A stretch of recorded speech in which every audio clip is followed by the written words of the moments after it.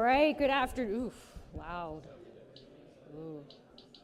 Good afternoon, chemists. We'll get started now. So we did a little bit of electron tunneling last week and jumped ahead to chapter 7. So you saw that only the first part of chapter 6 homework was due.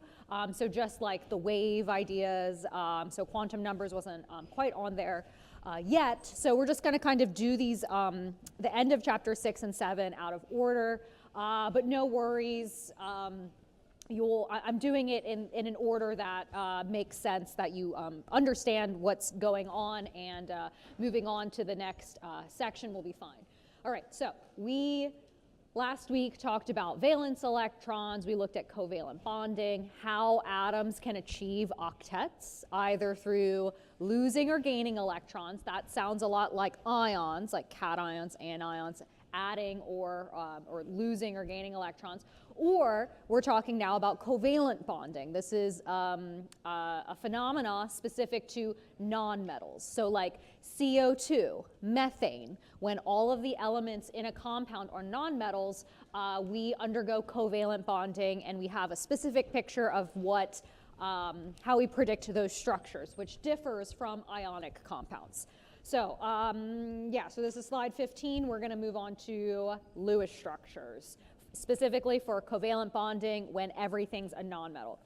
Short little announcement, MGB starts tomorrow for Wednesday lab. This is an in-person lab, despite what you might have heard. There's been a mix of messaging out there, but it is an in-person lab. There is no notebook prep.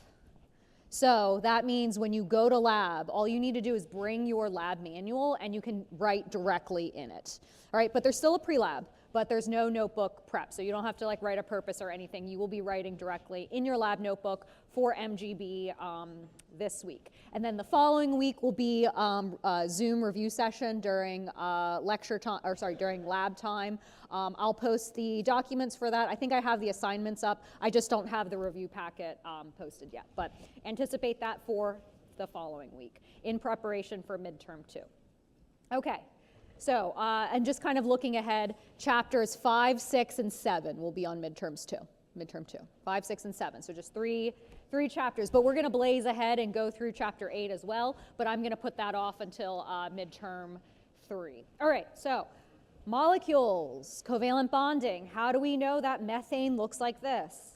That ammonia looks like this, that water looks like this, and what do those ideas, how do these chemical bonds translate to molecules existing in 3 dimensions? Those are the answers we're going to look at today. So the first idea and concept out of this question, and a main learning objective, is drawing a Lewis structure given a chemical formula, right? There is a foolproof 6 steps to Lewis structures for any molecule, and if you follow my 6 steps, you will always be right, right? So here they are. Here are the 6 steps. If I give you a molecular compounding, meaning all nonmetals, we build a molecule, we build a Lewis structure. So these are things like methane, ammonia, water, CF3, or CF4. All of those things have nonmetals in their formula. So we go about drawing a Lewis structure following these 6 steps. So the first step is you count the number of valence electrons from every atom, right? And so from chapter 6, we talked about this, that the number of valence electrons usually, and almost always for a nonmetal, is its group number, right? So tell me, how many valence electrons does hydrogen have? 1. How about oxygen? 6. Fluorine? 7. Perfect. So don't think about it too deeply. It all comes from the periodic table. All right. So that is the first step. Second step, if it's a charge neutral molecule, like if it's just CH4, no charge, then skip step 2. But if the compound is charged, something like CO3 2-, once you get the valence electrons, adjust for charge. Meaning carbonate is an anion, meaning that there's more electrons. So you want to add 2 electrons to your valence electron count from step 1, right? Versus if it's a cation, say like it's make up something, NO2+, all right, you'll count the electrons from nitrogen and oxygen, but then remove an electron to make a cation, all right? So you adjust for charge. That's what I call step 2. Next, you draw your skeleton structure. So the skeleton structure is where you locate your central atom. Here's the hint. Whatever element is written first in the formula, 95% of the time is the central atom. So in CO32 minus, what's the central atom? Carbon, yes. How about in NO2 plus? What's the central atom? Nitrogen, all right? So 95% of the time, the central atom is the first element written in the formula. And then to make the skeleton structure, you just draw single bonds to all of the other atoms in that chemical formula. So for CO3, you would draw 3 oxygens and draw single bonds. For NO2, you'll draw 2 oxygens and single bonds, all right? And so, yeah, put single bonds between those atoms, all right? So here's the thing. Every time you draw a bond, how many electrons are in a single bond? 2. So we got to be careful of our electron count.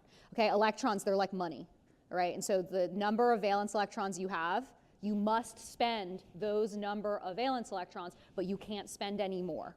So for every bond that you draw, you have to count that against your valence electron count, and you're only left with X number for the future steps. So for the next step, you want to count your valence electrons, how much you have left over, and distribute any leftover on outer atoms first to complete octets, and then any leftover you put on the central atom, all right? And so you need to make sure you check your valence electron count from step 1 and make sure it matches. And then finally, the last step, and this one's tricky, sometimes you have to make double bonds if your central bond is your central atom is electron deficient. That is the only time you need to make double bonds. You never have to memorize whether something needs a double bond or not, because you can always figure it out on the fly using these 6 steps, and you'll always be right. All right, so let's just do an example. So let's do ammonia. And so here's that strategy just kind of in a condensed phase, right? So the first thing we want to do is do what? Count valence electrons. So I take inventory. I see, all right, there's a nitrogen. Nitrogen has how many valence electrons? 5. And then there's 3 hydrogens. So each hydrogen contributes how many? 1. So it's 3 times 1. So I have 8 electrons to spend, either on bonds or on lone pairs. So we did valence electrons. Next, we adjust for charge. Do I have to adjust the 8 at all? Nope, because it's charge neutral, so we can skip that step. Next, we do the skeleton structure. So what's my central atom? Nitrogen, N. And then skeleton, that's the central atom. Now you draw single bonds to everything else. So N with 3 hydrogens on it, right? Now you count how many electrons do I have left over to spend. I've drawn how many so far? 6, but I have 8 to spend. So I have 2 more electrons to spend, and I need to choose where they go. And I do so by completing octets on outer atoms first, then on the central atom if I have any left over. So the idea here, the hydrogen, do those hydrogens have fulfilled octets? They do technically, yes. I know they don't have 8, but hydrogen is one of those exceptions where hydrogen just needs 2 electrons to have a fulfilled octet. Hydrogen will only ever have 1 bond, and that's it, no lone pairs. So that means where's the only place we can place those lone pairs? On nitrogen. There you go, right? And then we placed electrons on the central atom, completing its octet. Now the last step, step 6, is check all your atoms for fulfilled octets. And if your central atom is electron deficient, that's when you start making double bonds. But let's look at all the atoms. All the hydrogens have complete octets. Does the nitrogen have a complete octet? Yes, it does. So this is a complete molecule. This is the complete Lewis structure, right? So follow the six steps, you'll always be right. All right, let's do another one. Formaldehyde. This time I just straight up tell you that carbon is the central atom. So let's go ahead and get, the number of electrons I can spend. Let me copy the strategy down so you can remember. Okay, there's the strategy. So first we do valence electrons. So carbon contributes how many? 4. There's 2 hydrogens, so each one contributes 1. And then oxygen contributes 6. So that is a total of 12 valence electrons I'm allowed to spend. So what's my central atom? carbon, because I told you it's carbon. Next, we put all of the other atoms and just make single bonds. So there is an oxygen. There is a hydrogen, and then there is another hydrogen. It doesn't matter how I draw this. I could put the oxygen over here. Oh, wait, no, whoops, over here, and the other hydrogen over here. It doesn't matter. It doesn't matter where we place them, all right? The main thing is we need to connect everything to the central atom. I'll draw it this way. Okay, how many electrons have we drawn so far? 6, all right? 6, and so how many we have to spend? 12. So I need to draw 6 more electrons, but where do I draw them first? On the outer atoms first, then the inner atoms. So I'm putting them on which atom first? Oxygen. So I want to complete that octet of oxygen before I move on to another atom. So 6, 7, 8, 9, 10, 11, 12. And that's it. I run out of money, or electrons, right? So at this point, I'm done with my placing my electrons, but we're not done with the Lewis structure because we have to check the octets of all of the atoms, right? Does hydrogen have complete octet? Yep. Does oxygen have a complete octet? Yep. But does carbon? No. And this is what we're going to do about that. Okay, we've placed all the electrons we're allowed to place. The central carbon needs 2 more electrons. So what I used to do in high school, I would literally spray and pray, and I would just draw like 2 more electrons, right? Like, yeah, doesn't that complete carbon's octet? But what's the problem? I've spent too many electrons, okay? And so don't be like me and spray and pray electrons. What we want to do is actually rearrange, move the electrons we already have drawn so carbon has a complete octet. And what we're going to do is take 2 of the electrons from oxygen, and we're just going to doubly share those. We're going to move that lone pair to become a double bond between carbon and oxygen. And so there's no need to memorize, oh, what things need double bonds and what doesn't, because if you know the 6 steps, you will literally always be right. You don't have to memorize what has double bonds and what doesn't, all right? So I'm going to redraw this structure. So we have carbon, we still have those 2 hydrogens, but now we have a double bond to oxygen. But then how many lone pairs of electrons are left on that oxygen atom? There's 4 electrons, but 2 lone pairs total, all right? So because I moved that 3rd lone pair to be a double bond. And now if you check, does everything have a complete octet? Yes, it does. Perfect. And follows the idea of the octet rule. Carbon always makes 4 bonds. Does carbon have 4 bonds? Yep. Oxygen typically makes 2 bonds and has 4 lone pairs. Is that what we see? Or sorry, 2 lone pairs? Yep, that's what we see. All right. And so this is how we arrive at the Lewis structure, and those are the steps that we take. And the last way we can check our work is look and see how many electrons can we spend, how many electrons are in our structure. Because if they don't match, then something's wrong. But if you count here, there are in fact 1, 2, 3, 4, 5, 6, 7, 8, 9, 10, 11, 12 electrons there, all right? So that is how we do Lewis structures, okay. But things get a little bit complex especially with that last step, right? Like making double bonds. Because the idea here, let's go back to this step. When we saw that carbon was electron deficient, I said move electrons that are already drawn on the structure. So I took electrons from this oxygen and moved them over to make a double bond. But why did I choose oxygen? Why couldn't I have chosen to put a double bond between these hydrogens? There are no electrons there. So in this example, it's quite obvious where we have to put the double bond, where there's extra electrons. But in some cases, it's less obvious. So when trying to decide, we have to use formal charges. All right? So a formal charge is a way we can deduce whether a Lewis structure is correct by thinking about like the theoretical charge of each atom in your correct Lewis structure. So we take each of the atoms in your correct Lewis structure and assign a formal charge to each atom. And so the thing with formal charges, what we want to do in our correct Lewis structure is minimize formal charges, where a formal charge of 0 is most preferred. So if we have like crazy formal charges, that's not stable, and so that's not what we would expect to see. Or if we have to have formal charges, like a negative formal charge, we put it on the most electronegative atom. all right? And this is how formal charges help us here. So this is the equation for formal charge, where you look at the atom in your structure. You think about what is the normal number of valence electrons from the periodic table for that element, all right?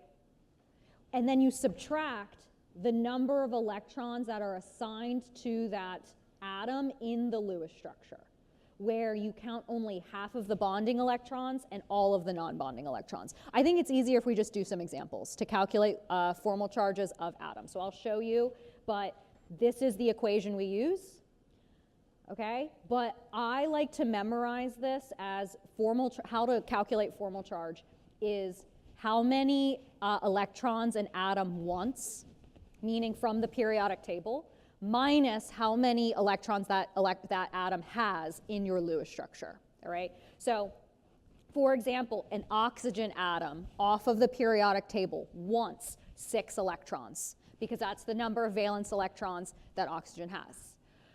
And then you subtract how many electrons are assigned to that oxygen in the Lewis structure. So let's look at this.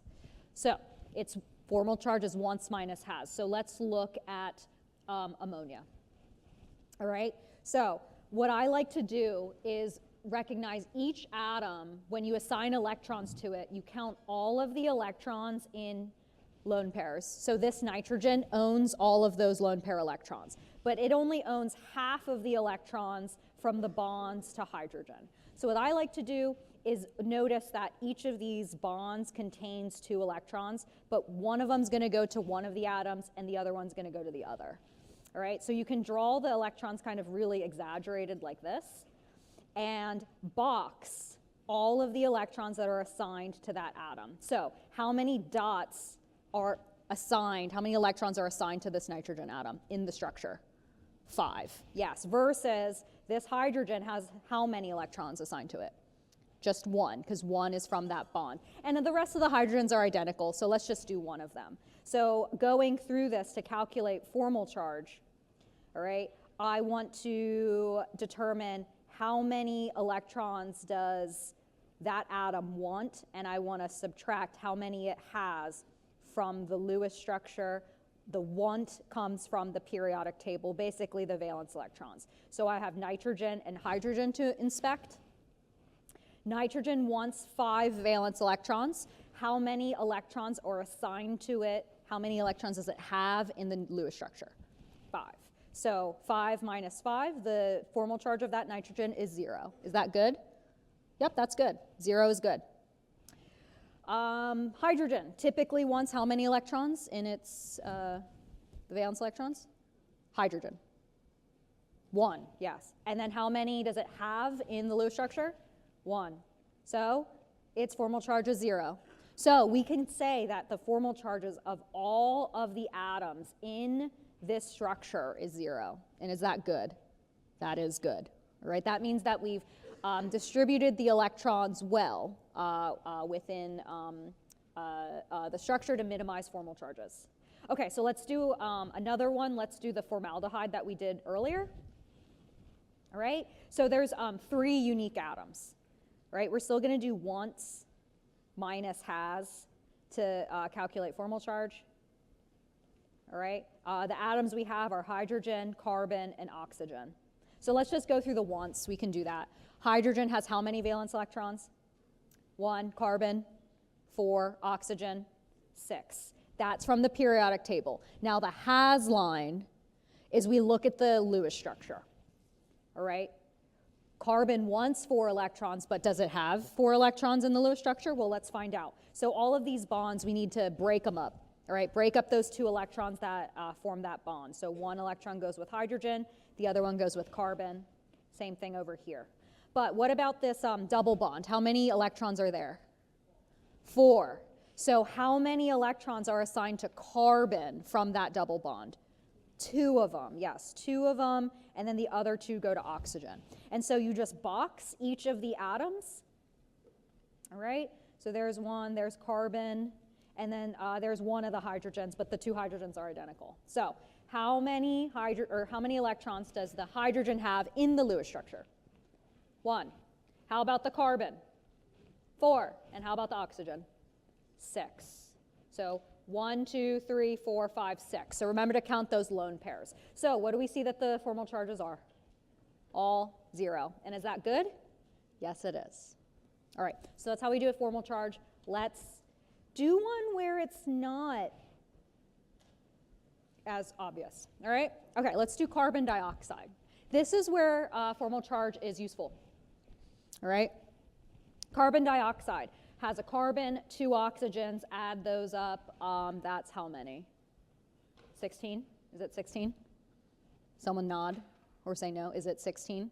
Yes. 2 times 6 plus 4, 16. Okay, so we have 16 electrons to spend. All right, so you might be sitting there knowing that carbon dioxide has 2 double bonds. All right, maybe. But if you don't, that's okay. We can arrive there using the 6 steps and also inspecting formal charges. So let's follow the 6 steps. What's the first step? Count valence electrons. This is charge neutral, so 16. What's the next step? Skeleton. What's my central atom? Carbon. What do I do next after I draw carbon? Draw oxygens with single bonds. Okay, how many electrons have I spent so far? 4. So what do I do next? I have a total of 16 to spend. I put those next electrons on outer atoms first, then the inner atoms if there's any left over. So I have 4. 5, 6, 7, 8, 9, 10. Now I'm done with that oxygen because it has a fulfilled octet. 10, 11, 12, 13, 14, 15, 16. I've run out of money. I can't draw any more. The oxygens have fulfilled octets, but do we have a problem? Yes, we have a problem. The problem is that carbon does not have a fulfilled octet. And if you were like me in high school, I would just literally steal money and just place more electrons to make it fulfilled. But we can't do that. We've run out of electrons, so we cannot do that. So what do we have to do? What's the 6th step in the magic 6 steps? Make double bonds. So how many double bonds or how many multiple bonds do I have to make to carbon to have it have a fulfilled octet? It needs 2 more multiple bonds somehow. But let me show you something, because you might be sitting there thinking, oh yeah, obviously we need to make 2 additional bonds, all right? Let me just copy this. And so you might be like, yeah, let's just move this lone pair here, that lone pair there, boom, we're done. All right, carbon has 2 double bonds, oxygen is left with 2 sets of lone pairs on each one, boom, we're done. But let me show you this. There's another way we could finish the Lewis structure as well, right? That carbon needs 2 double bonds, but what if we did this? What if we took this lone pair on oxygen to make a double bond there, but then took this lone pair and made a double bond there, or another bond right there? And so what we would see is that this structure would have a single bond on one side, 1, 2, 3, and then a triple bond on that side, okay? Okay, tell me, in the weird looking structure over here, does anything violate the octet rule? No. Is there anything technically wrong with this structure when it comes to the octet rule? No, there's not. So how do we know if this structure or this structure is correct? How do we know? We probably have to use formal charges or I wouldn't have taught it, all right? So let's inspect the formal charges. Okay. So what's the equation for a formal charge? Once minus has. So once minus has. Oxygen wants how many electrons? 6, carbon 4, and then the last oxygen 6. So in this structure, remember, each bond goes back, donates 1 electron back to an atom. So in this structure, this oxygen has how many electrons assigned to it? 6, and then the carbon, 4, and then the other oxygen, it's identical, it's 6. So what do we see all the formal charges here? All zeros. Is that good? That is good. So let's look at the other one. Like I said, this structure, the octet's not violated. This structure, the octet's not violated, but what is in violation are formal charges. So let's inspect this one. Here we have a triple bond. So 3 of those electrons go onto oxygen, and then the other 3 go onto carbon. So when we inspect this, we can look at those has values. So it's once minus has. The once line is going to be the exact same because these values come from the periodic table. So 6, 4, 6. 6 valence electrons, 4, 6 for oxygen. But the has is a little bit different because in this Lewis structure, it's drawn a little bit different. This oxygen has how many electrons? 5. Carbon still has 4, and then the last oxygen has 7. So this structure, we have +1, 0, -1. So this Lewis structure is not preferred. It is not the correct Lewis structure. And the reasoning is because formal charges are not minimized. All right? So you will never find CO2 with a triple bond on one side and a single bond on the other side. We can be rest assured that, yes, this is the 2 double bond one is the correct one. But it's correct because of formal charges, not because of violating the octet rule or anything. All the atoms technically here are A-OK. It's the formal charges that make the difference. So again, here are the rules for formal charge. 0 is preferred. If you have to have negative formal charges, you put it on the most electronegative atom. So you pick the Lewis structure that does that. All right, let's do one more. So COF. Okay, let me erase some stuff so it's easier to see. All right, COF, it's a little bit different. Carbon is our central atom. How many electrons can I spend? 14, 20, 24? That sounds right. Okay, so carbon central. We got an oxygen, and then we got 2 fluorines. Again, where I'm putting those outer atoms, it doesn't matter. All right? All right, what do we do next? Put electrons on.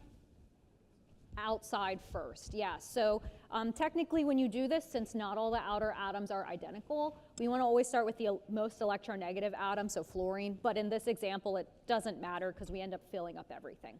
So we have 6 electrons drawn so far. So 6, 7, 8, 9, 10, 11, 12, 13, 14, 15, 16, 17, 18, 19, 20, 21, 22, 23, 24. So again, it didn't matter where we started because everything gets a fulfilled octet on the outside anyway. All right. So in this example, we've spent all our electrons, but are we done? Nope, what's wrong? Carbon is electron deficient. So I have to make a double bond, but from where? How do you know? How do you know it has to come from oxygen? It's probably formal charges, since that's what we're learning. And so the idea here is that, let me just copy this incomplete structure. That yes, I have to move a lone pair to make a double bond, but I can do it 2 ways. I can either do it like this, put the double bond between the carbon and the oxygen, or technically, couldn't I do this? Couldn't I do that? And wouldn't that complete the octet of carbon? Yeah, it would. So let's check both of those. So let's draw these Lewis structures. So carbon with oxygen with the double bond. All right, the fluorines, 1, 2, 3, 4, 5, 6, 7. Here we go. So that's that structure. And then this one, the other one, this looks really bad. I need to draw smaller.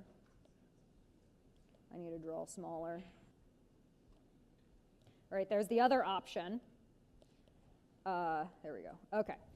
Or the other option, it puts the double bond on fluorine, like this. Okay, single bond there, boom, boom, boom, boom, boom. And then this fluorine has a single bond. Okay. Which one do you think's correct? The left one or the right one? Left. How do you know? Formal charges. But did you check it yourself? You did check it yourself. Okay, well, let's just do it anyway and check that the formal charges are best arranged in the left one, all right? Because again, it's not guessing and checking. There's a process here. So it's once minus has. So fluorine once how many? 7, carbon once 4, and then oxygen once 6. So in this Lewis structure, how many electrons are assigned to that fluorine? 7. And the other fluorine's identical. Carbon has 4 because it has 4 single bonds to it, and oxygen has 6. So you do see, in fact, that left Lewis structure has all formal charges of 0. But again, look at the right Lewis structure. Technically, is anything wrong with the octet rule? Nope, everything has a complete octet. It just looks weird. And it looks weird because the formal charges are all goofy. So let's do this one. Fluorine, carbon. Oh, the two fluorines are actually not identical, so we have to actually separate them here. All right, so again, we want once minus has. Fluorine wants 7, carbon wants 4, fluorine wants 7, oxygen wants 6. So this fluorine has how many electrons on it? 6. Wow, you guys are good at that. When I teach in 1210, they struggle with that. Great, carbon has how many? 4. Then the other fluorine has how many? 7, and then oxygen has not 6, 7. It has a total of 6 6 electrons around it in lone pairs, and then 1 single bond, so that's 7. So you subtract those. Fluorine, this is all messed up. I can't even do the math. Positive 1, 0, 0, negative 1. All right, so we see that formal charges are not minimized. But what's interesting here, as long as you have like a slightly valid Lewis structures in terms of octet, the formal charges do add up to the overall charge of the molecule. And that's the power of formal charges, to tell whether a compound is correct or not. All right, let's look at another one. All right, this one's specific to what we call resonance structure. So let's draw the Lewis structure for ozone. Ozone is O3, so 3 oxygens. That's 18 valence electrons we can spend. So I have the skeleton structure up there for you. All right, so how many electrons do I have drawn so far in this skeleton structure? 4, and I can go up to 18. All right, so let's go up to 18. Where do I start putting electrons first? Outside. Outside. So 4, 5, 6, 7, 8, 9, 10. Do I start putting electrons on that middle atom yet? Nope, you put it on the other outer atom. So I already lost count. Am I at 10? 11, 12, 13, 14, 15, 16. Where do my last 2 electrons go? Now I can put them in the center. Cool. All right. So, do the outer atoms have fulfilled octets? Yes. Does the central atom? Nope. All right. So this is a special case where, okay, how many multiple bonds do I need to make to that central atom, that central oxygen? 1. I just need to make 1. So I need to take a lone pair from an outer atom and then put it between that outer atom and the central atom. But do you see the issue? Which oxygen do I want to choose? Does it matter? You know, you might think, oh, I want to move these electrons over here to complete the octet. And so I would put a double bond on this side, all right, completing the octet of that central oxygen. But, you know, your partner next to you might be thinking, oh, no, I don't want to take that oxygen. I want to take this oxygen and complete the octet and draw it this way, where I put the double bond on the other side. Who's right? Both of you are right, all right? And so in real life, what happens is that in ozone, where the double bond is placed, it's not, a side isn't actually chosen. Both sides are chosen because they're identical. See how both sides, we have identical formal charges, identical electronegativities. There's no preference whether the double bond is made on the left side or the right side. So they're actually, the double bond is placed on both sides. On both sides, where the double bond is what we like to say, like smeared across both sides, right? So the double bond doesn't exist solely on one side. When we look at an ozone molecule, we don't see a short bond on one side and a long bond on the other side, right? Or we don't see the short bond on the opposite side or the other side. What we actually see is a combination of both of these structures, okay, an average. So ozone does not have a bond order of 1 and 2. It actually has a bond order of 1.5. Where you take all of the bonds that are involved in resonance. So I have a double bond over here and a single bond over here. So I see, okay, there are 3 bonds that are all swapping places over 2 positions. So I like to think 3 bonds swapping over 2 positions, and then that gives us 1.5. So we see that ozone has oxygen-oxygen bonds that are a 1.5 bond order. Not as strong as a double bond, but not as weak as a single bond. And so we see both the qualities of a single and a double bond there. right? And we know this, we've measured this by literally measuring the oxygen-oxygen bond in ozone. We see two oxygen-oxygen bonds that are the exact same length, and a length that is slightly shorter than a single bond, but slightly longer than a double bond. And so that's how we conclude that the bond order is 1.5. And so here, this idea that you can complete a Lewis structure in more than one way that yields identical results, this is the idea of resonance. Ozone doesn't flip back and forth, but all of these structures exist at the same time. All right, let's look at another way, nitrate. All right, so nitrate. 5 electrons from nitrogen, 18 from the 3 oxygens. It's an anion, so what do we do to the electron count? We add an electron, yes, because we're adding valence electrons. So even though it's negatively charged, we're adding an electron to this count. So what is that? 6 plus 3 times 6, so this is 24. Valence electrons we can spend. Same exact 6 steps. What is my central atom? Nitrogen. Then we put oxygens in. All right, so that's 6 electrons. We need to go up to 24, so we place them on outer atoms first. So 6, 7, 8, 9, 10, 11, 12, 13, 14, 15, 16, 17, 18, 19, 20, 21, 22, 23, 24. I'm done, right? I'm done with electrons, but I'm not done with my Lewis structure because what's wrong? Nitrogen is electron deficient. So again, if I was in high school, what I would do is just spray and pray and just finish, add 2 more electrons, but I can't do that. Can't do that because now I've drawn too many electrons. So what are we going to do instead to complete the octet of nitrogen? Make a double bond, but from where? Or does it matter? It doesn't matter, all right? So I can make a double bond there, or I need a different color, pink, there. Okay, I can put the double bond in any one of those places. And so when we think about the Lewis structure, when we think about nitrate, that double bond actually exists in all 3 locations at the same time. So this is what the resonance structures for nitrate looks like. If you inspect the formal charges of all of these, they're all identical. But what we're doing is just changing where does the 0 and the -1 formal charge move. It's just moving around the whole molecule, but they're all identical. All right, so there's that double bond. It's smeared across 3 different locations. All right, so let's calculate, let's answer these prompts. Right, if you look at any one of these atoms, they all follow the octet rule, all of them. Right, and again, this is stressing the importance of resonance structures. What do you think the predicted nitrogen-oxygen bond length would be in nitrate? Are we going to see 1 short bond and 2 long bonds, or are we going to see all bonds the exact same length? Which one?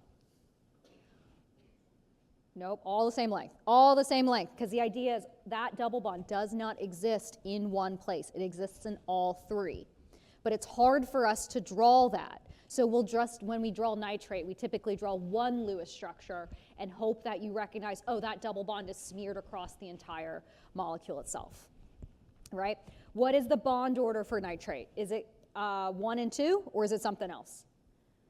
It's going to be something else. So let's calculate the bond order using this structure. So I like to inspect, okay, that double bond is moving in how many positions? 3 different positions. All right, so that double bond is moving in 3 different positions, and it's a double bond, a single, and another single bond, all swapping places. So the bond order is 4/3, so it is 1.33. All right, so the NO bond in nitrate is just a little bit stronger than a single bond. Okay, closer to a single bond than it is a double bond. All right, okay, let me tell a funny story, I guess. So. All right, so here's a molecule. This is benzene. This is like organic chemists' bread and butter, all right? So each of these atoms is a carbon atom, like each of these corners is a carbon atom, all right? Benzene also can undergo resonance, because here's the idea. There's alternating double and single bonds, and so either the double bonds can be drawn like this, or I drew this really poorly, or I can draw the double bonds like this, and they're both equivalent. All right, and so this benzene structure is called a Kekulé structure. So it's named after a scientist who basically first thought of the idea and the idea of resonance, and that molecules can kind of have these behaviors smeared around the entire molecule, where it's not just solely a single or a double bond, but it can be both at the same time. And so the story behind this Kekulé structure is Kekulé was working with benzene, and I don't know if this story was real, but I think he was like a rich scientist, so he was like in a carriage. He was being carried in a carriage or whatever. And he was looking over at another carriage. And he saw, I think he was high on opium at the time, because that's what they did back then. And he was looking at a carriage wheel going in a circle, all right? And so he was also high. And so he was looking at this carriage wheel, seeing it spin around in a circle, and related that to electrons. The electrons in a benzene ring. The idea that, oh, we don't have localized double and single bonds in these discrete places, but instead those electrons actually circle around the ring continuously. And that's how kind of the idea of resonance was born. I'm not sure if that's a real story, but the opium thing was definitely pushed on that. Because he was, imagining, I think he was imagining a snake eating itself in the wheel of the carriage. I don't know. Okay, so that's the story. All right, and so here we see that these alternating single and double bonds of benzene, we won't see short and long bonds, alternating short and long bonds. We see 6 identical bonds that all have a bond order of about 1.5. So no 1 and 2 bond orders, but the average of both. Okay, so octet stuff. All right, so let's do some more. All right, let's talk about, so I talked about my foolproof 6 steps. And so now I'll talk about the exceptions to my 6 steps. But don't worry, it's not that bad, all right? Here are the exceptions to my 6 steps. The first one is if boron or beryllium is your central atom, these are allowed to be electron deficient. Boron is okay with 6 electrons, meaning it has 3 single bonds to it, and beryllium is okay with 2 bonds to it, so a total of 4 valence electrons. So like beryllium dichloride would look like this, and it's fine. Right, just boron and beryllium. Those atoms are really small, so they're okay with having deficient octets, but just those atoms. The next exception is anything with an odd number of valence electrons. Okay, if you have an odd number of valence electrons, it is impossible to make sure everything has an octet, because there's an odd number, right? So you will never be asked to do a odd number Lewis structure ever. Okay, so we'll just forget those, all right? And then the last one, so that what that also means, okay, is if you're doing a Lewis structure and you count valence electrons and you get an odd number, who screwed up, me or you? You did. And that just means you counted your valence electrons wrong, and you should try again until you get an even number, all right? Because I'm never going to give you an odd number, because you can't solve it. All right. And then the last one, and this one you can solve, is any element that's period 3 or heavier. All right.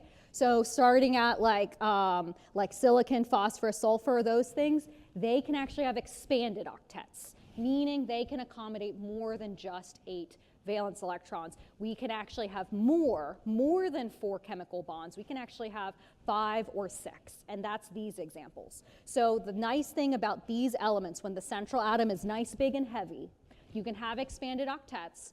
The 6 steps still absolutely work. They work absolutely fine. Just know that that central atom is allowed to have an expanded octet. So let's try it. These are called hypervalent molecules. So let's do SF4 and BrF4 minus. So sulfur is in period 3, so we're good, period 3.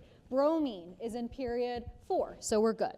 All right, so that just means period 2 elements cannot have expanded octets, but sulfur and bromine, things heavier than that, can.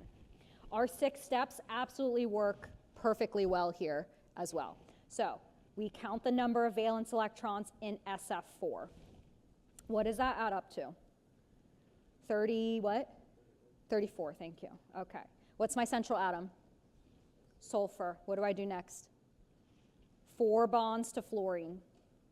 All right, 4 bonds to fluorine. I've drawn how many electrons so far? 8. I can go up to 34. So you just need to count very, very carefully. All right, because what's the next step? We start adding electrons, but where do they go first?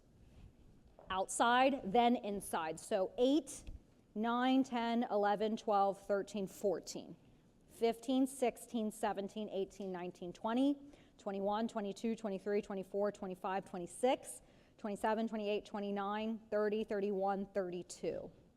So I finished the outer atoms with 32 electrons. What do I do with the last 2 electrons? Do I just throw them away? Nope, I put them where? On the central atom, right there.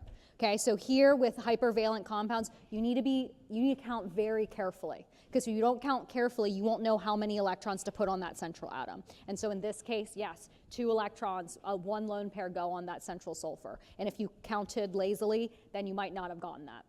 If you just did spraying and praying and just filling octets and not counting, you might not have picked up on those 2 lone pairs, or sorry, the 1 lone pair in sulfur. Count very carefully. 6 steps always work. All right, so let's do BrF4 minus. So if this is an anion, what do we do to the electron count? Add 1. Add an electron because electrons are negatively charged. Okay, so what does that add up to? 36? Is it 36? Yeah, okay. Bromine in the center, fluorines all around. Okay, so I have drawn 8 electrons so far. 8. So I do the same thing. Fill up my outside before I fill up the inside. Count very carefully. So 8, 9, 10, 11, 12, 13, 14, 15, 16, 17, 18, 19, 20, 21, 22, 23, 24, 25, 26, 27, 28, 29, 30, 31, 32. How many lone pairs of electrons go on that bromine?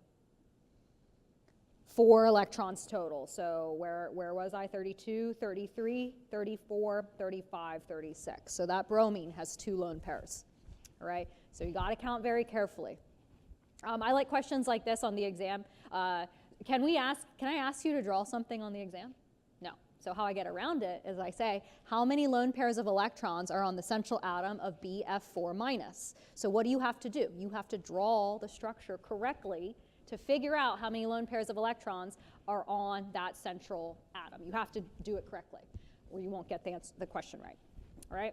So that's Lewis structures. 6 steps always work. Here are the tips. All right? Hydrogen never forms multiple bonds. It always is just a single bond. That's it. And that has a complete octet with a single bond. Halogens, similar to hydrogen, where when they're on the outside, they're only ever going to make 1 bond. So for example, fluorine, single bond. Chlorine, single bond with fulfilled octets on the outside. All right, so all of these will make 1 bond. They typically don't make double bonds. Usually the atoms and elements we see that form double bonds are carbons, nitrogens, oxygens, and sometimes sulfurs as well. Those are the atoms we'll see double bonds.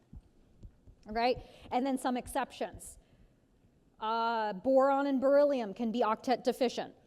That's okay. So if those are your central atom, then you're fine not completing the octet, because that should be one of your steps to check the octet. And then the last one here is we can have expanded octets for heavy things. All right, so period 3 or heavier. All right, so it usually starts around sulfur where we can start getting expanded octets. All right, so those are our Lewis structures. 6 steps always work every time, okay?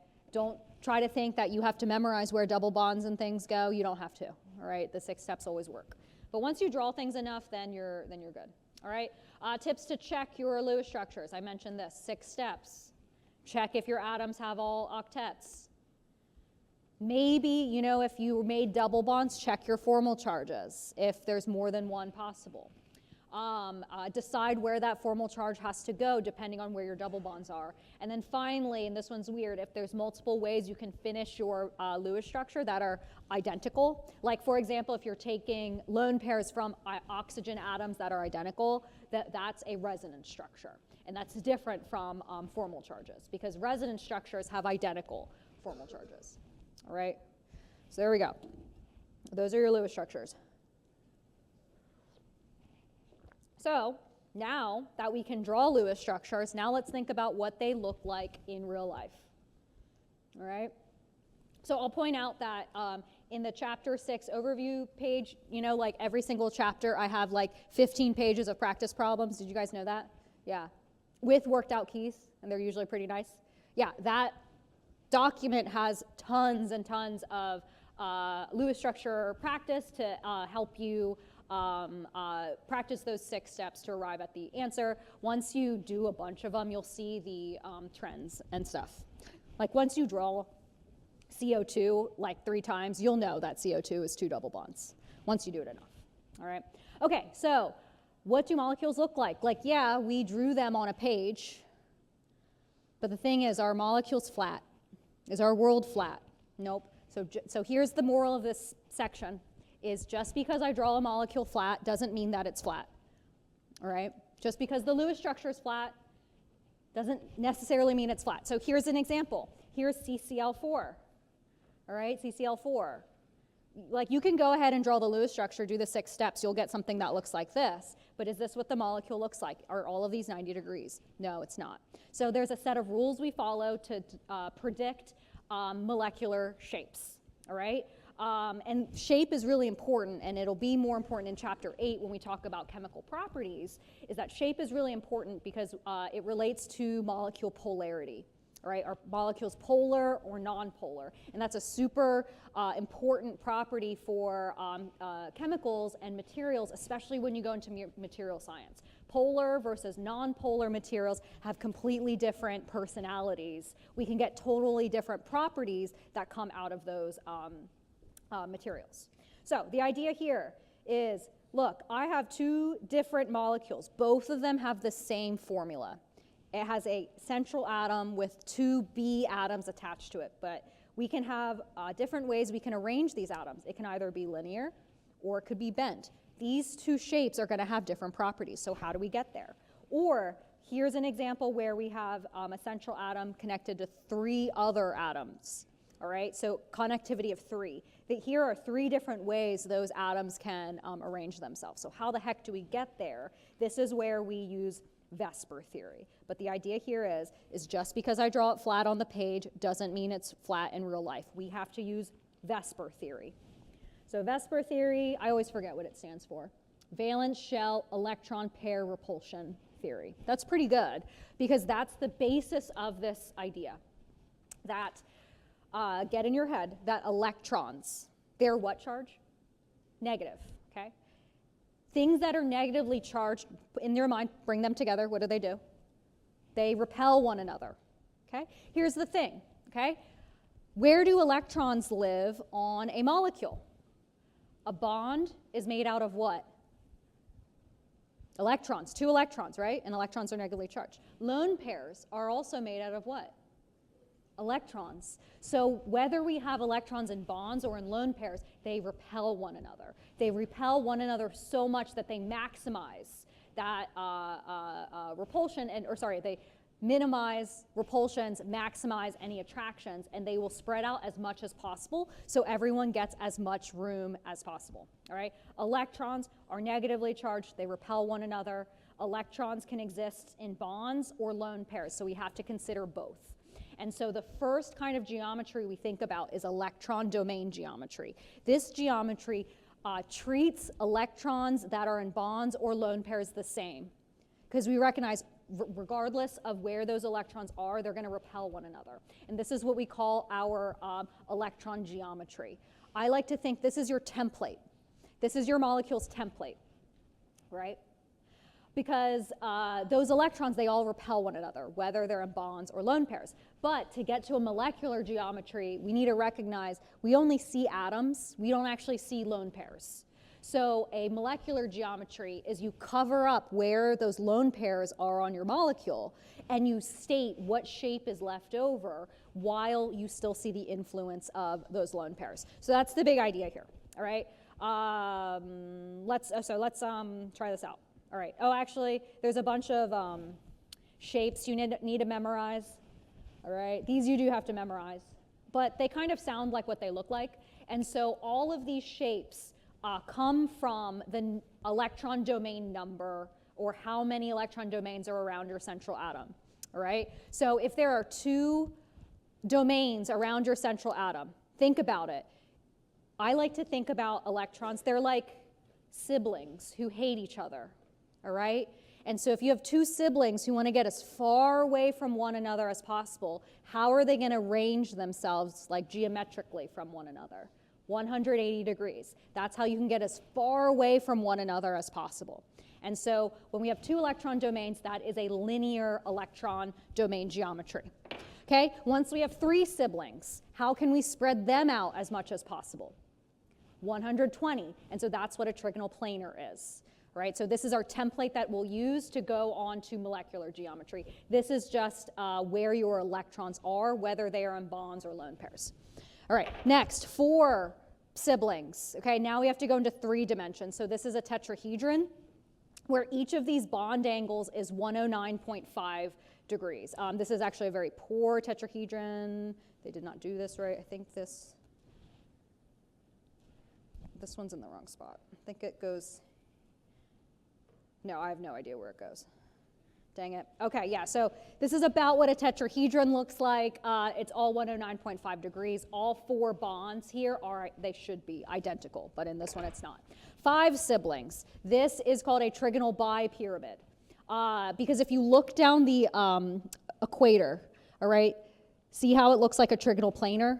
All right, like here, but then we have this axis, all right, like the spin top here where you have a 180 degree up here and down here. We call this trigonal bipyramid because it's 2 pyramids, top and bottom. And then the last one, if we have 6 siblings and everyone wants as much room as possible, this is an octahedron where there's 6 different siblings. All these bond angles are 90 degrees, and then, there's some 180 over here. Right? So we call this an octahedron because if you filled in the faces, there are 8 faces. Even though there's only 6 spots, there's 6 electron domains, it's called an octahedron because of the 8 quadrants, faces that you make here. All right, so do memorize these shapes. And bond angles, those are important too. And so here, wedge in line dash notation, this is how we can try to show 3 dimensions in 2 dimensions. All right, so here, linear and trigonal planar, those are flat molecules. But a tetrahedron, look here. I'm trying to show you, hey, this hydrogen is coming out of the page, that's why it's a wedge. And then this hydrogen is going into the page, that's a dash. This is my best attempt at showing 3 dimensions. Or here, trigonal bipyramid, again, the wedge is coming out of the board, the dash is going into the board, etc. That's my best attempt at drawing 3 dimensions on two-dimensional page. All right, and so I mentioned the previous slide is electron domains. So in an electron domain geometry, we consider both bonds and lone pairs, both of them. But when we report molecular geometry, we only state where we see the bonds. So for example, if I have 2 electron domains, let's say, 3 electron domains, one of them is a lone pair, 2 of them are bonds. When I report the molecular geometry, I literally just remove the lone pair and you look at it and you ask yourself what shape is left over, what shape's left over. Don't look at the thing, just literally look at my shape. What's left over? Is this linear? No, this is a bent shape. So when you have a molecule with 1 lone pair and 2 bonds, it actually makes a bent shape because we see the influence of this lone pair. We see the influence, but when we talk about molecules and where the atoms are, we don't actually see where that lone pair is, but we still see the repulsion that's present there. So that's what we see in these different shapes here is, okay, depending on your electron geometry and how many lone pairs there are, we get different shapes. I like to think similarly if we're doing it in 2 dimensions. Okay, this is trigonal planar. If one of these spots is a lone pair, I literally erase it. I erase it and I ask myself what shape is left over. That is bent. And so if it has 2 bonds and 1 lone pair, that is a bent shape. Or if we have a tetrahedron, electron domain geometry, 4 different bonds or lone pairs. If there's 1 lone pair there, I literally erase where that lone pair is and say what shape is left over. And that's the big idea here. Do memorize these, but we're going to go through them regardless right now, because I think it's easier if we just go through them, all right, and use the terminology. All right, here are the, I guess, 3 steps to determine a molecule's geometry. But what sucks is that the first step is 6 steps. All right, so the first step is do the 6 steps of Lewis structures. But it's not that bad, right? It's not that bad. Next is you want to inspect the central atom, just the central atom, and you want to count how many electron domains there are. So that means you count anything that's a bond or anything that's a lone pair. That's the number you add up. And whatever number that is tells you your electron geometry template. All right, that's your electron domain. But if I want the molecular domain, I need to report where the atoms are. So the last step is, okay, take into account your lone pairs, right? Cover up where your lone pairs are on your molecule and only state where your atoms are. All right, we only see atoms. Okay, so let's do this. Okay, so let's look at ammonia. So here I have the Lewis structures for you because I'm really nice. So there's the Lewis structure. Tell me, what is the electron domain number? Count. How many bonds are there? 3. How many lone pairs are there? 1. Remember, electrons, they go together, all right, because they're spin up, spin down. So here, is electron domain of 4. Now go back to the slides. What shape is an electron domain of 4? What do we call that? Go back to the slides with all the things. Don't just look at me. Look at this. 4 regions of electron density, we call that a tetrahedron. All right, so my electron domain number is 4, but the shape is a tetrahedron. All right, is that my molecular geometry? No, because one of those electron regions of electron density is a lone pair. All right. So in electron domain geometry, I'm not distinguishing between bonds and lone pairs. But molecular geometry, I just want to report where the atoms are. So how many lone pairs do I need to account for on this electron geometry? 1. So how many legs am I going to erase? Just 1. So if I literally recognize that, okay, this is a lone pair, and then erase it, and I ask myself, what shape is left over? What would you call that? It's a triangle, but is it flat? No, it is a pyramid. So what do you think we should call it? Trigonal pyramid. That's it. All right, it's a triangle and it's a pyramid, so we're going to call this trigonal pyramid because it is 3 bonds, 1 lone pair. All right? And that's what's left over. What a lot of students will say, all right, is they'll say, okay, they can count, right? It's like, oh, 4 electron domain, 3 molecular domain. So they'll say the electron domain geometry is tetrahedral, but the molecular domain geometry is trigonal planar. All right? Sometimes they'll say that because they see, oh, 3. But the idea is that your molecular geometry has to template on your electron geometry. That lone pair is still there, and we still see its influence. So I just like to think, okay, erase where that lone pair would be. Okay, let's do the next one. CH4, I have the Lewis structure. Look at the central atom. What's our electron domain number? How many electron domains? 4. Because there's how many bonds on that central carbon? 4, good. So what do we call that shape? Same thing, tetrahedron. So I'll go ahead and draw that. There's my tetrahedron. All right, how do we go from electron geometry to molecular geometry? We take into account lone pairs. But are there any lone pairs on this molecule? Nope. So in this example, the molecular geometry is the exact same as the electron geometry. It is a tetrahedron. There is no lone pairs I have to go erasing. Perfect. So when there's no lone pairs on something, your electron geometry is going to be the same as your molecular geometry. All right, water. Okay, how many bonds? 2 bonds. How many lone pairs? 2 lone pairs. So what's the electron domain geometry? Tetrahedral again, so it adds up to 4, so that's a tetrahedron. So I'm going to go ahead and draw that for you. Here's my tetrahedron. Oops, sorry. So, but the idea here is not all of those electron domains are bonds. Only 2 of them are bonds. So we have to account for those 2 lone pairs. So I'm going to put a lone pair right here. But is that the only lone pair I place? Nope, I got to place another one. I got to place one right here. All right? So when I place those 2 lone pairs on my electron geometry template and I literally erase them and ask myself what shape is left over, what is that? That's bent. Yes, that's bent. So we see that, in fact, water is a bent structure. Oops, I can spell. Bent, where this bond angle is about 109.5 degrees, similar to that of a tetrahedron. All right, so that would be bent. All right, where we have 2 bonds, 2 lone pairs give us that bent shape. All right, let's do this last one. All right, so again, inspect the central atom. Right, it looks like that oxygen has 1 lone pair, but how many regions of bonds are there? There's 2. So when we do Vesper theory, we count single, double, triple bonds. They all count as 1 domain. So I have 1 bonding domain over here and another bonding domain over there. So I'm just going to say that there's 2 bonding domains. So we got to be careful there, right? Don't say that there's 4 bonds, right?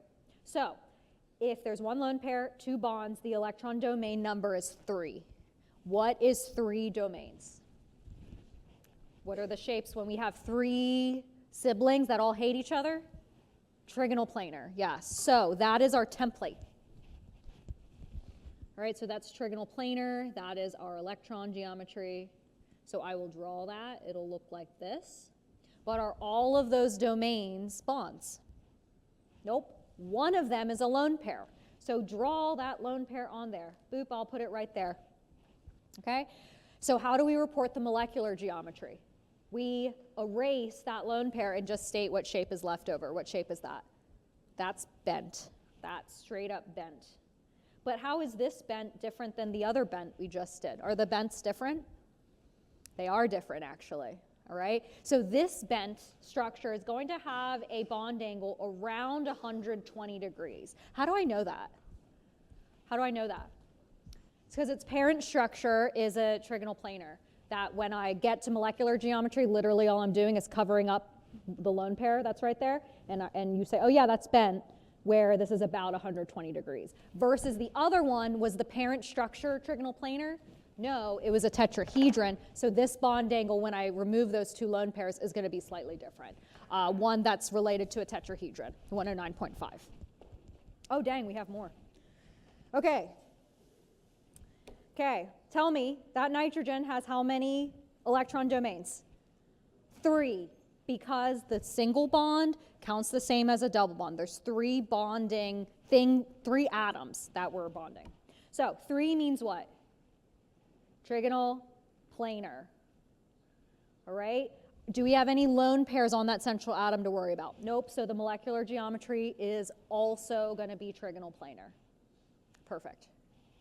Right? BF3. So just because I draw this molecule like a T shape, is it a T shape? Nope, we got to use Vesper theory. So the electron domain number is what here? 3. So this is what shape? Trigonal planar. Are there any lone pairs on that boron to account for? Nope. So that means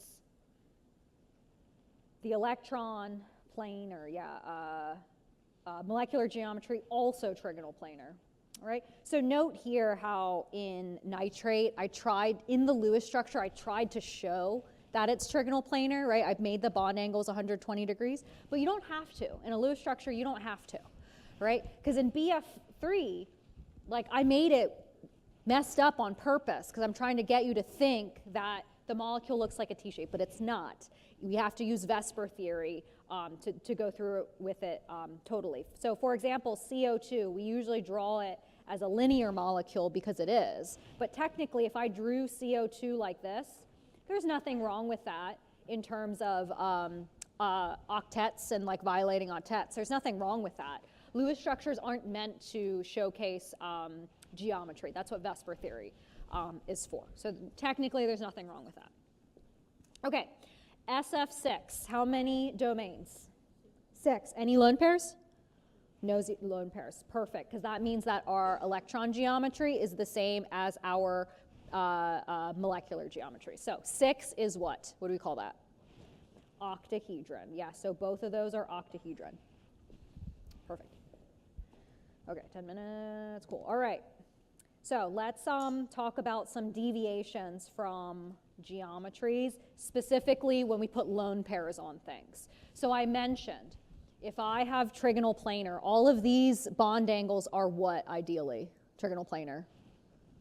What is that? 120, perfect. So if I put a lone pair up here, all right, this bond angle you would think is still 120, but it's actually not. It deviates a little bit.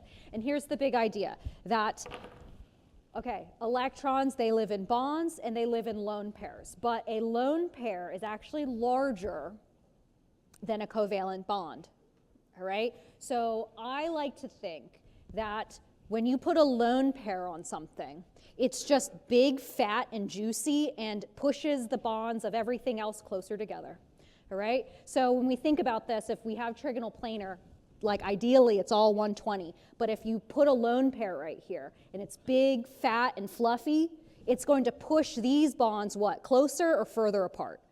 Closer together. So we're not actually going to measure exactly 120. We'll measure something a little bit less than 120. And that happens when lone pairs are present. Right? It just deviates a little bit, not a whole lot. So here's an example. Methane. Okay, all of these, because they're bonds, exactly 109.5. But once we put a lone pair on it, like in ammonia, this bond is closer to 107. So see how it's just getting a little bit smaller. Versus water, all of these have the same tetrahedron electron geometry. We see that the bond angle in water is even smaller. Deviates a little bit because of 2 lone pairs there. So let's do one. All right, let's think about it this way. This carbon, what's the ideal bond angle right here, the ideal? So ask yourself, what's the geometry? It's 3, or we call that trigonal planar.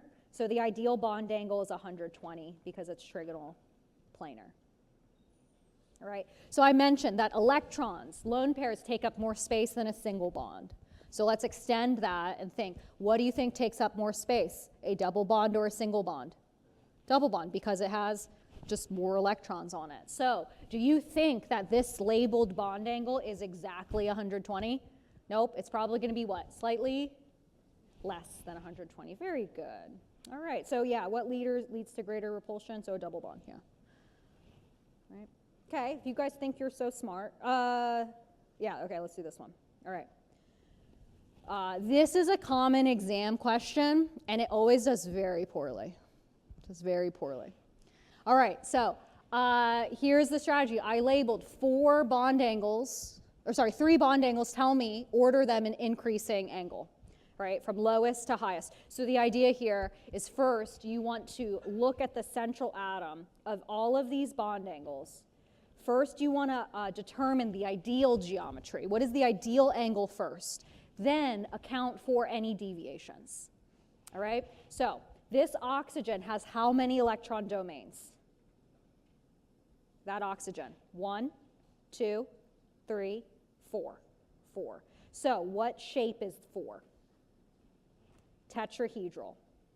Right? So what's the bond angle in a tetrahedron? 109.5. But is there anything there that's going to deviate that? Yes, those lone pairs. So those lone pairs are going to do what? Are they going to open up the bond, or are they going to close it up? Close it up. So we're actually going to probably measure something that's slightly less than 109.5. All right? Okay. So let's do this next carbon atom. All right? How many electron domains are here? 3. All right, there's 3 electron domains. What a lot of students will assume is that all of these bond angles are 180, because that's how I drew the Lewis structure, but that's not true. We have to use VSEPR theory. So 3 electron domains is what shape? Trigonal planar. And what's the ideal bond angle? 120. But is there anything present that's going to screw that up? That double bond. But is it that double bond, where it's placed and where that bond angle is? Is it going to open up the bond angle, or is it going to close it up? look at where that bond angle is in relation to the double bond. Remember, that double bond is big, fat, and juicy and takes up a lot of room. So angle 2 is going to be what? Bigger than 120 or smaller than 120? Not smaller.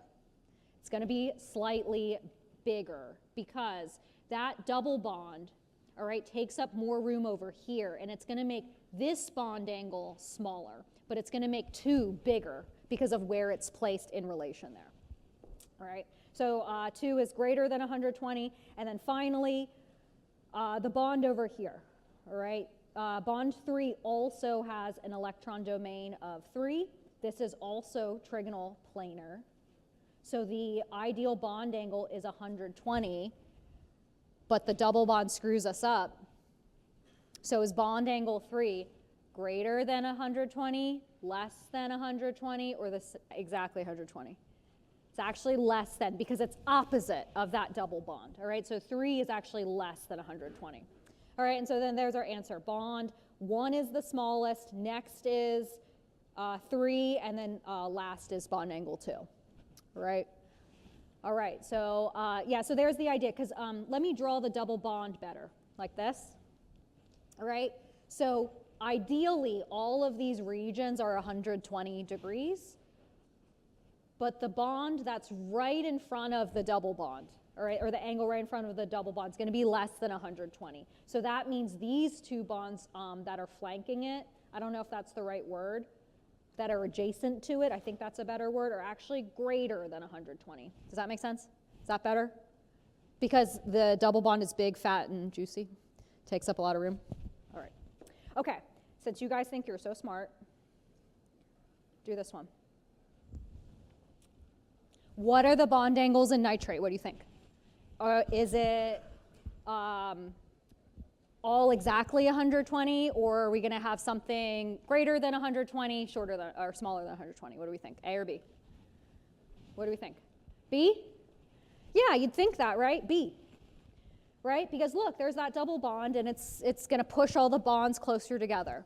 But what is the detail about resonance? Does that double bond exist there?